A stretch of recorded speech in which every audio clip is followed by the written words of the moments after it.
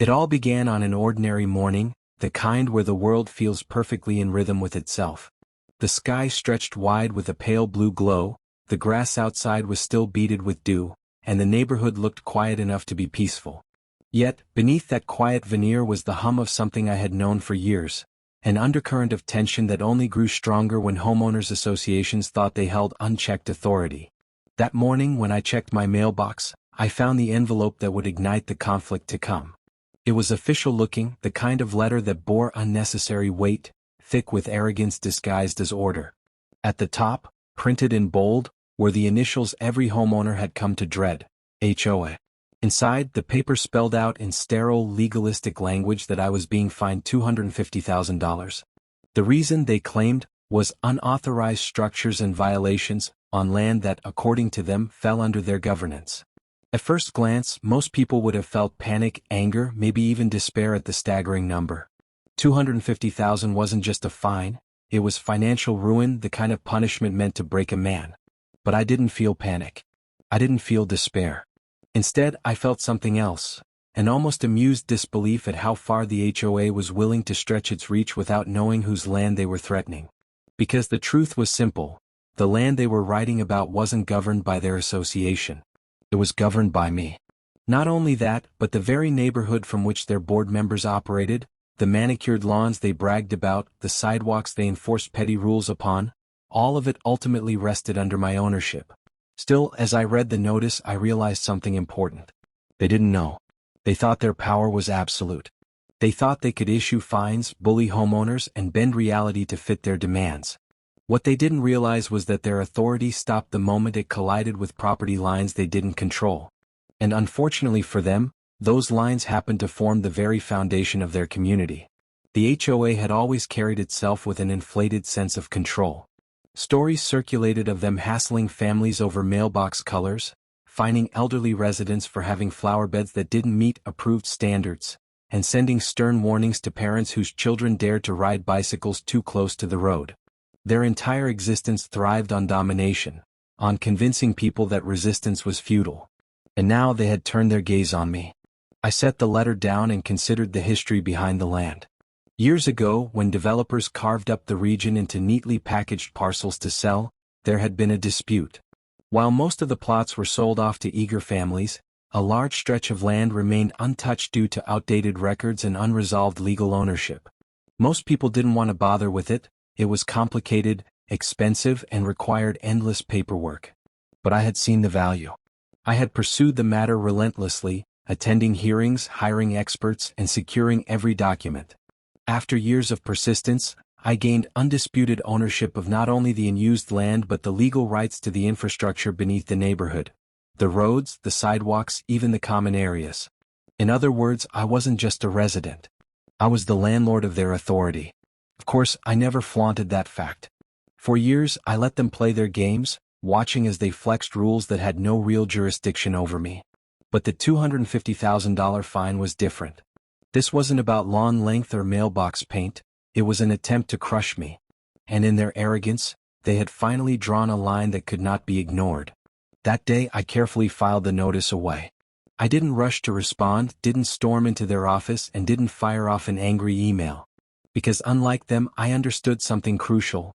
Battles are not won in outbursts. They are won in patience. Over the next few weeks, the HOA doubled down. More letters arrived, each more aggressive than the last. They claimed mounting interest on the fine, warned of impending legal action, and threatened to place liens against my property. They strutted around the neighborhood like generals preparing for war, confident in their belief that I was trapped. Neighbors whispered about me, some shaking their heads in sympathy, others privately relieved it wasn't them. But what no one realized, not the board, not the neighbors, not even the smug president of the HOA, was that their threats had no teeth.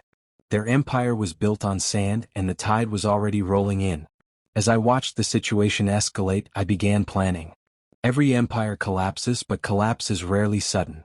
It's the slow cracking of foundations, the subtle unraveling of arrogance. And with each letter they sent me, they unknowingly handed me more ammunition for what was to come. One evening, as I walked along the neatly trimmed sidewalks they so proudly claimed responsibility for, I couldn't help but notice the irony.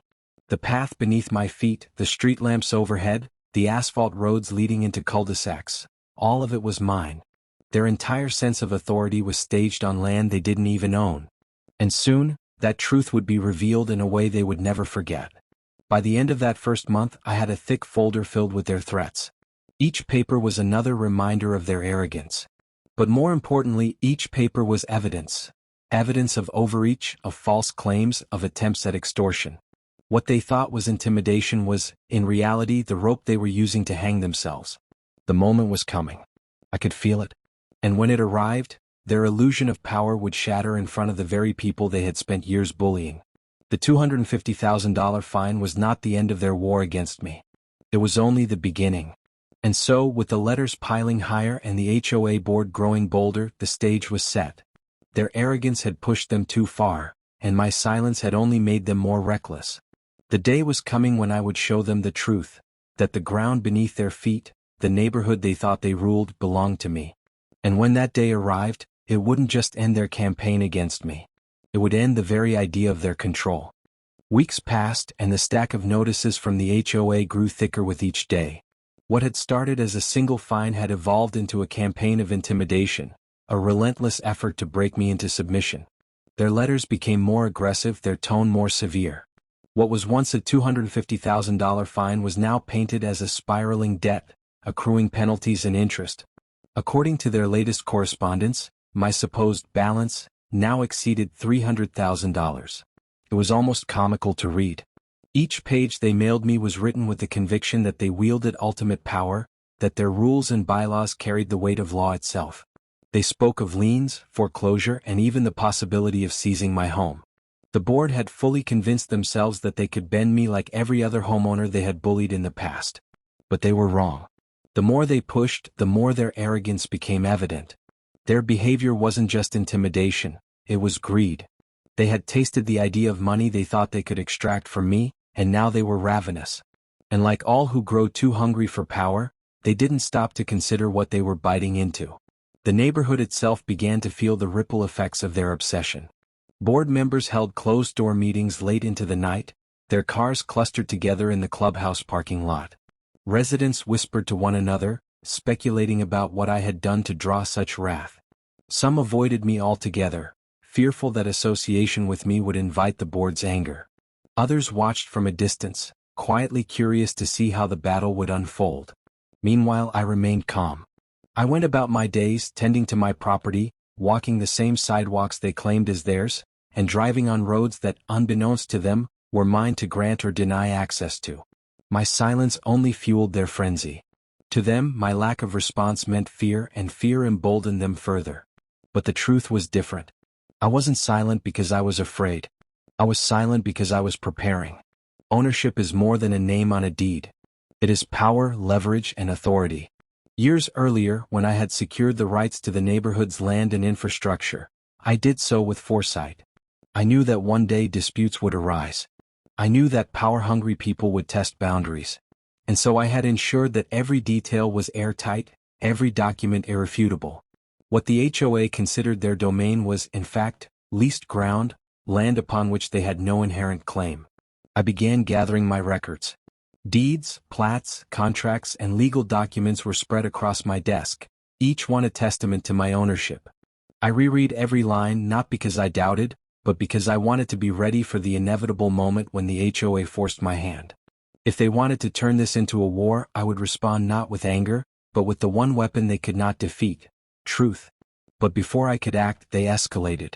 The HOA board decided to make an example out of me. They distributed flyers across the neighborhood, framing me as a delinquent, a homeowner who refused to follow community rules. They painted me as selfish, irresponsible, a danger to the order they so proudly claimed to maintain. The irony was painful. Here they were, attempting to shame me on land they didn't even own. Their actions backfired in subtle ways. Some neighbors began to question the board's obsession. Why target one homeowner so aggressively? Why such a staggering fine? For years, residents had lived under the board's thumb, quietly obeying their endless stream of rules. But now, cracks were forming in their trust. The board's crusade against me was exposing their hunger for power, and not everyone was convinced they were justified.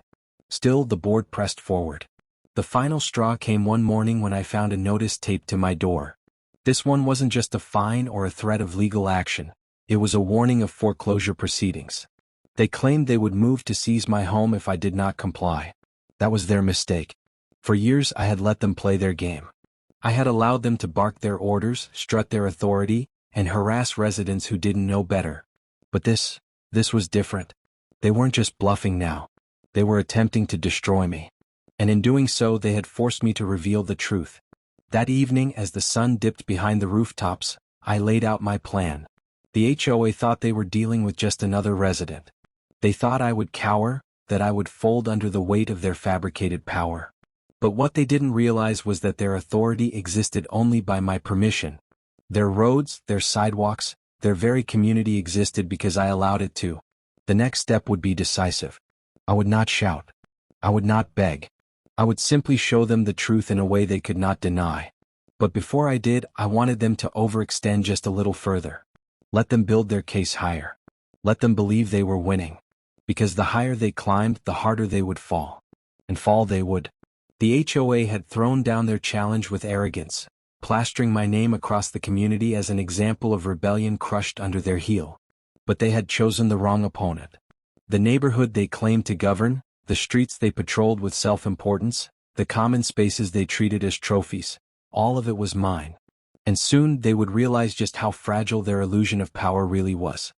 The HOA's arrogance had reached a boiling point. What began as threatening letters and neighborhood gossip had now escalated into something more official, more sinister. A thick packet arrived at my doorstep one morning, stamped with the seal of a county courthouse. Inside were documents filed by the HOA board, announcing their intent to pursue foreclosure against me.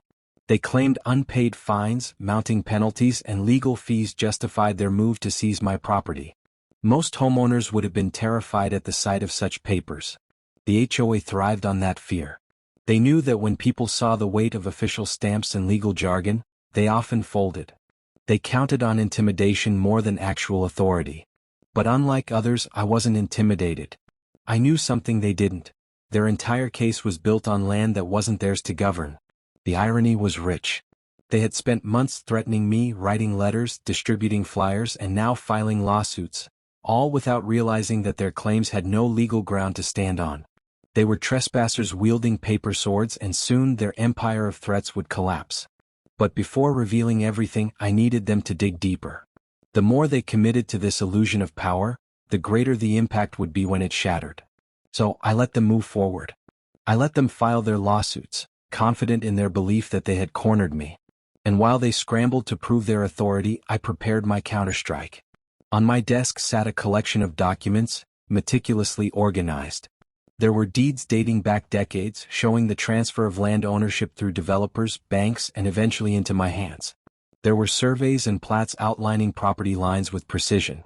There were contracts granting me the rights to roads, sidewalks, and common spaces that ran through the neighborhood. The HOA might have ruled over bylaws and community standards, but I ruled over the very ground they walked on. Without my ownership, their power was nothing more than words on paper. As I reviewed the documents, I thought back to the years it had taken to secure them.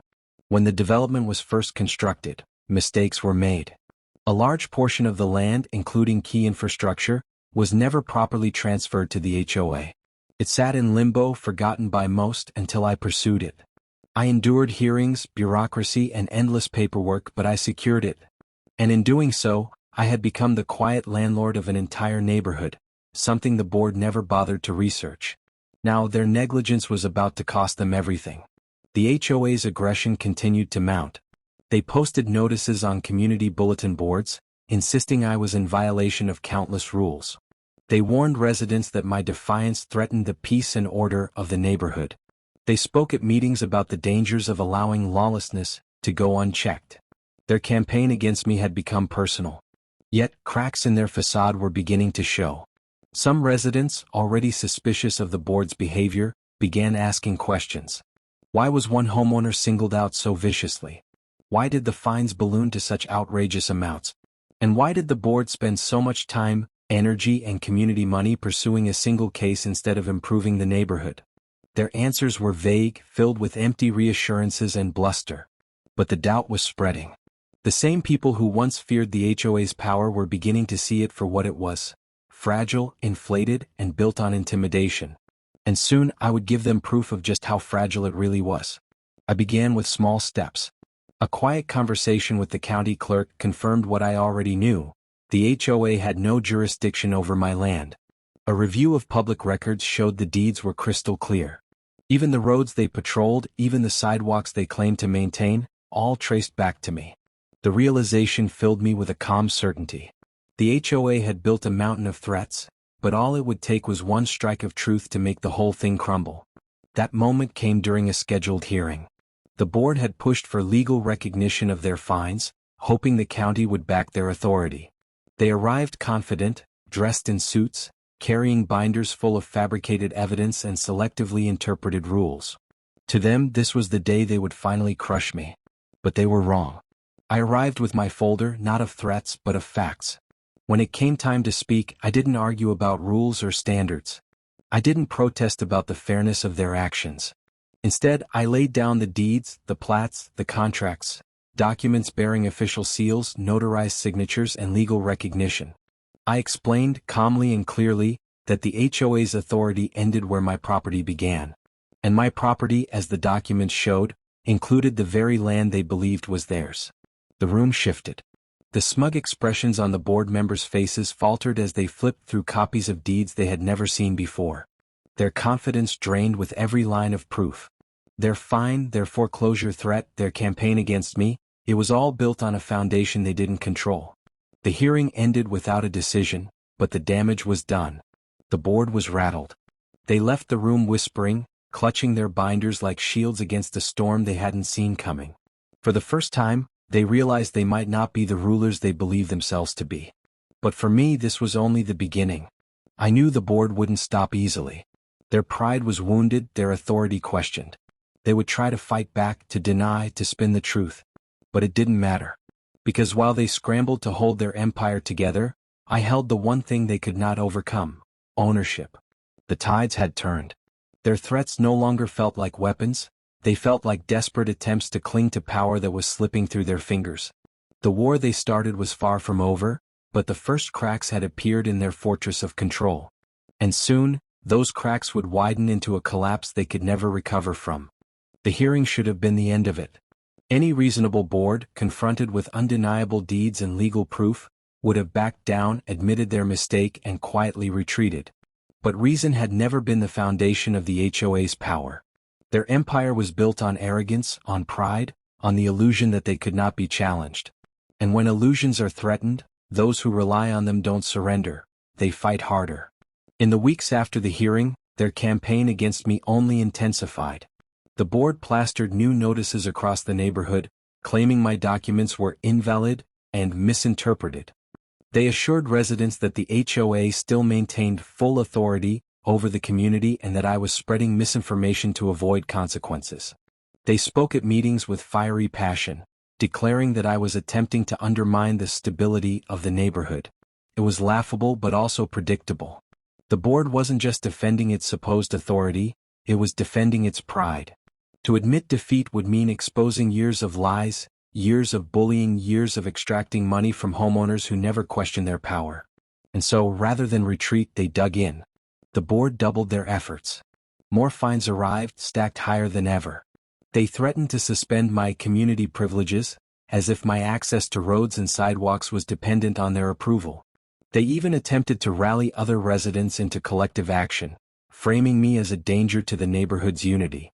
But cracks were widening. Some residents, once quiet and obedient, had begun to whisper louder. They wanted answers. They asked about the deeds I revealed at the hearing. They questioned why the board was spending so much of the community's resources on a single homeowner. And they wondered if perhaps for the first time, the board wasn't telling the truth. The board responded with more bluster. They shouted down concerns, silenced questions, and tried to maintain order through fear. But the more they resisted, the weaker they appeared. Their authority was like glass. It looked strong, but every tap from doubt sent fractures spreading further. And I was ready to deliver the hammer blow. For years, I had remained silent about my ownership. It wasn't something I flaunted. But now, it was time to reveal the truth, not just to the board but to the entire community.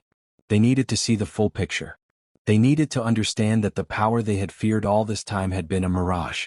I began preparing carefully. I gathered every record, every deed, every survey. I compiled them into a presentation that could not be disputed.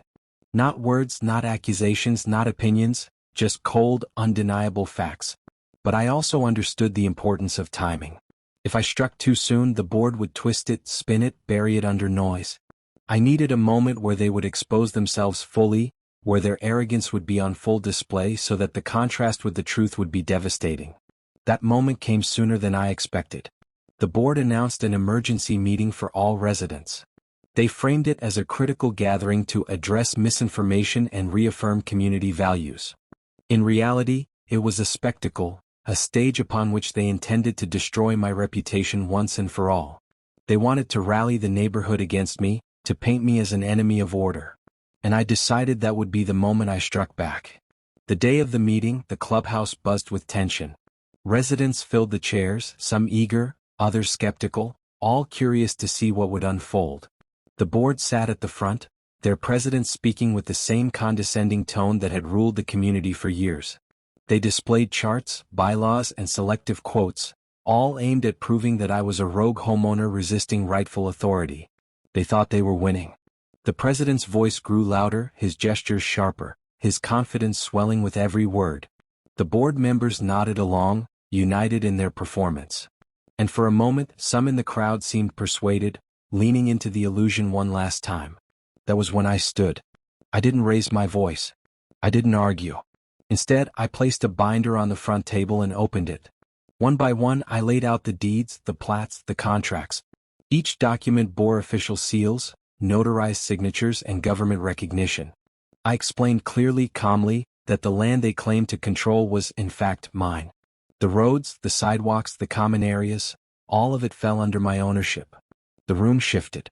Murmurs rippled through the crowd. Residents leaned forward, eyes wide, as they saw the truth with their own eyes. The board members stiffened, their faces draining of color. The president tried to interrupt, but his voice faltered against the weight of the documents in front of him. For years, the HOA had ruled with intimidation, with the illusion of power. But now, that illusion was cracking. The people they had controlled for so long were seeing the truth. The board's authority was not absolute. It was borrowed. It was conditional. And without land to stand on, their empire was collapsing. The meeting ended in chaos. Residents demanded answers. The board scrambled to maintain composure, insisting the documents were irrelevant or misleading. But no amount of spin could erase the sight of official papers laid bare before the entire community. The seed of doubt had grown into a forest of questions, and the board could not cut them all down. As I walked out of the clubhouse that evening, I knew the war was shifting. The board wasn't finished. They would claw, they would resist, they would deny. But their mask had slipped. Their power was no longer unquestioned. And once fear is gone, authority crumbles fast. The next chapter of the battle would not be about me versus the board. It would be about the board versus the very people they had ruled over for so long. And I had no doubt which side the truth would favor. The night of the emergency meeting marked the beginning of the end for the HOA. Though they tried to spin the narrative, the truth had been laid bare before too many eyes. The board could deny, argue, and posture all they wanted, but they could not erase the sight of official deeds and notarized contracts showing that the very land beneath their neighborhood was not theirs to govern. At first, they tried to pretend nothing had changed. They sent out newsletters filled with the same pompous declarations of authority, insisting the community remain united under HOA rules. They posted more fines, more threats, more demands for obedience. But their words rang hollow now. What once felt like commands now sounded like desperate noise. The residents had seen too much. Whispers grew into conversations. Neighbors who had once feared the HOA's wrath now spoke openly about their doubts. They questioned how much money the board had wasted on their crusade against me. They asked why so many of their dues had gone to lawyers, printing flyers, and chasing fines instead of improving the neighborhood. They remembered past injustices, garden beds uprooted, mailboxes repainted, toys confiscated, and began to see those acts not as rules but as abuses. For years the HOA had thrived on silence. People obeyed because no one dared resist. But the silence had broken. And with every passing day, more residents began to stand on the side of truth. The board, of course, refused to admit defeat. Their president, red-faced and furious, doubled down in every meeting. He accused me of fraud, claimed my documents were fabricated, and insisted that the HOA's authority was absolute. His speeches, once met with obedient nods, now met with skeptical stares. The louder he shouted, the less convincing he became. Meanwhile, I remained calm. I didn't need to argue or grandstand. The facts spoke louder than any speech. My deeds were irrefutable, my ownership undeniable. Every time the board attempted to attack me, it only reminded the community of their desperation. The unraveling grew more obvious with each passing week. Attendance at board meetings dwindled. Where once residents packed the clubhouse in fearful compliance, now many simply ignored the board's calls. A few brave souls even began to challenge them openly, asking for financial records, demanding accountability and pressing for explanations. And the board had none. Their empire of control was crumbling under the weight of its own arrogance. But I knew better than to assume the war was over. Pride is a stubborn thing, and the HOA still had claws. They filed another round of legal motions, this time demanding that the county invalidate my deeds. It was a desperate move, an attempt to rewrite reality through paperwork. But like everything else they tried, it was doomed. The documents I held were ironclad. The county clerk's office confirmed once again that my ownership was legitimate, leaving the board with nothing but humiliation. Still, their efforts had consequences. Every time they pushed, every time they wasted resources, the residents saw it. They saw where their money went, not to landscaping, not to amenities, not to repairs, but to endless battles against one homeowner who had done nothing wrong. And their patience, once limitless, was wearing thin. One evening, as I walked the sidewalks they claimed as their own, I noticed something remarkable. A small group of neighbors had gathered at the clubhouse lawn, not for a board meeting but for their own. They were organizing, discussing alternatives, questioning whether the HOA should even exist at all. What had once seemed unthinkable, challenging the very existence of the board, was now a conversation spreading like wildfire. The board noticed too, and their panic showed. They sent out urgent letters begging for unity, warning that without their guidance, the neighborhood would fall into chaos. But the residents had already seen the truth. The chaos came not from freedom but from the board itself. I watched it all unfold with quiet satisfaction. I didn't need to lead the charge against them, the residents were doing it themselves. My role was simple: to stand firm, to provide proof when needed, and to let their empire collapse under its own weight. And collapse it did. Financial records were leaked, revealing just how much of the community's money had been squandered on legal fees and petty battles. The number was staggering, enough to infuriate even the most loyal supporters. Petitions began circulating, calling for the removal of board members. At first just a handful signed. Then dozens. Then nearly the entire neighborhood. The president tried to rally his allies, but there were too few left. Those who once stood by him now distanced themselves, unwilling to sink with his ship. His bluster turned into desperation, his once commanding voice reduced to frantic pleas. The cracks had widened into chasms, and there was no patching them. For years the HOA had ruled unchecked. They had bullied, fined, and intimidated anyone who dared step out of line. But now, stripped of their illusion, they were nothing more than a group of desperate people clinging to fading power. The end was near, and they knew it. But I wasn't content with simply watching them fall. They had tried to ruin me, to strip me of my home, to brand me as a criminal in the eyes of my neighbors. Their arrogance had nearly destroyed lives. And I wasn't about to let them walk away without accountability. The final chapter of this battle wasn't about survival, it was about justice. And justice was coming. The end came faster than anyone expected. 4 months, the HOA had ruled with arrogance, convinced their power was absolute. But once the illusion cracked, the collapse was inevitable. Pride had carried them to the edge, and now gravity was doing the rest. The petition against the board grew unstoppable. Nearly every resident signed, their frustration boiling over into action. Families who had once cowered under the HOA's watchful eye now spoke openly of their anger.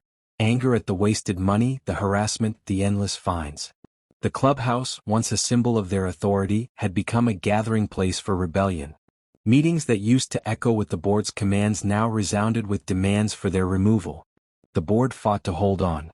They issued statements filled with empty promises, claimed they had been misled, and even tried to shift the blame onto one another. But no amount of spin could erase what had been revealed. Their empire wasn't built on service or responsibility, it was built on intimidation and greed. And the community had finally had enough. The president of the HOA, once smug and untouchable, became the face of their downfall. His fiery speeches, once met with fearful silence, now sparked laughter and ridicule. The residents no longer believed his threats, no longer bowed to his commands.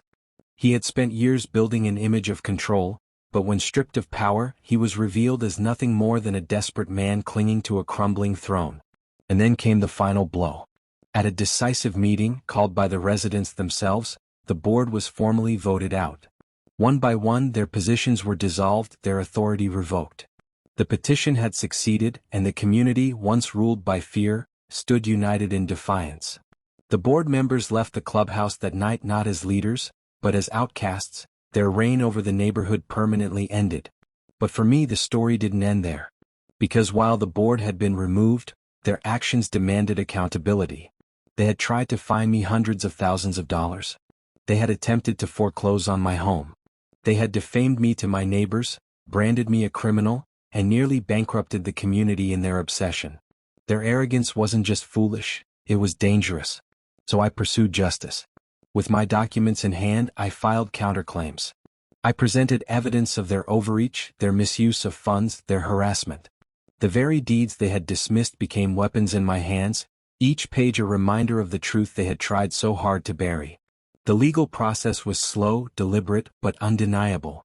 And as the cases unfolded, the former board members found themselves not in positions of power, but in positions of defense. The courts sided with me. My ownership was affirmed beyond any doubt. The board's actions were deemed baseless, their fines invalid, their foreclosure attempts unlawful. They weren't just stripped of authority, they were exposed for what they truly were, bullies hiding behind paper crowns. The damages were costly. They were forced to repay what they had wasted, to cover legal fees, and to restore funds siphoned from the community. Their personal reputations, once puffed up by the illusion of power, were left in ruins. No longer feared, they became cautionary tales of arrogance unchecked. As for the neighborhood, it changed. Without the HOA looming over them, residents felt a freedom they hadn't known in years. Lawns bloomed with individuality, some neatly trimmed, others bursting with wildflowers. Children played on sidewalks without fear of reprimand. Neighbors who had once avoided one another out of fear of rule violations began to connect, to build friendships without the shadow of control. The community wasn't descending into chaos as the board had warned, it was thriving. And through it all, I remained quiet, watchful. My ownership of the land was no longer a secret, but I never flaunted it. Power, I had learned, doesn't need to be shouted. It speaks through presence, through patience, through the quiet strength of truth. Every time I walked the streets, I remembered the irony. The roads they once claimed to patrol, the sidewalks they boasted of maintaining, all of it had always been mine. And now everyone knew it. The illusion was gone, replaced with reality. But more than victory, what I felt was peace. The war they had started, the campaign of fines, threats, and intimidation, it had all led here. To their downfall. To the restoration of balance. To a community freed from tyranny. The HOA had thought they could destroy me. They thought their $250,000 fine would crush me into obedience. But in their arrogance, they had overlooked the one truth they could never erase. They built their power on land that didn't belong to them. And when that truth came to light, their empire collapsed. In the end, their downfall wasn't caused by me alone. It was caused by their own pride. They overreached, overstepped, and underestimated. And in doing so, they destroyed themselves. Now, when I look out across the neighborhood, I see not an empire of rules, but a community finally free. And I can't help but think of the irony that started it all. They fined me $250,000, believing they owned my land. But the truth was, I owned theirs. If you loved watching this HOA battle unfold, smash that like button, hit subscribe so you never miss the next Warzone story, and share this video with a friend who knows what it's like to live under HOA chaos.